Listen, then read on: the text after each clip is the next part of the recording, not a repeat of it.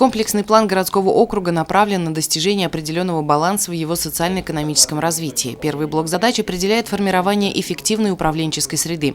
В течение отчетного периода Советом городского округа произведено 15 заседаний, на которых принято 123 решения, касающихся разных сторон жизнедеятельности муниципалитета.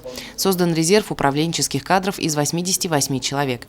В целях обеспечения широкого доступа к посланию главы региона и информирования горожан о мероприятиях по его реализации в 2015 году проведено 25 встреч информационных групп с жителями города. В качестве первоочередных стоят вопросы обеспечения национальной безопасности, противодействия преступности. Отделом Министерства внутренних дел в течение отчетного года проводились целевые оперативно-профилактические мероприятия, в ходе которых выявлено 802 административных правонарушения. Приоритетные задачи экономической сферы касаются в первую очередь развития реального сектора экономики. Мероприятия среднесрочной комплексной программы экономического развития Зауралья на 2011-2015 годы выполнялись в соответствии с планом.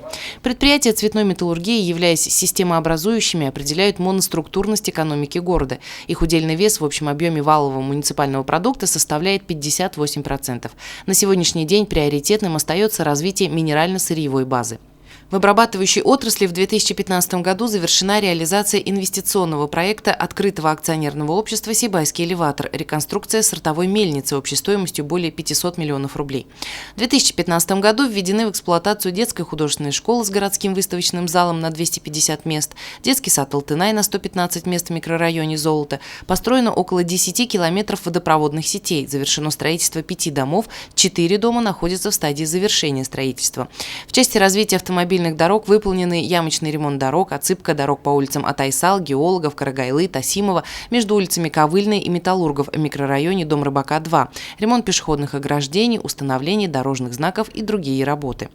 Далее депутаты утвердили прогнозный план приватизации муниципального имущества городского округа город Сибай Республики Башкортостан на 2016 год. Приняли решение по внесению изменений в решение Совета городского округа об утверждении стоимости платных услуг, оказываемых муниципальным бюджетным учреждением объединения клубов для детей, подростков и молодежи «Ровесник». Алина Полянская, Гульхамитова, Дамир Хайбулин, Гульгина Раскильдина, телекомпания СТВ.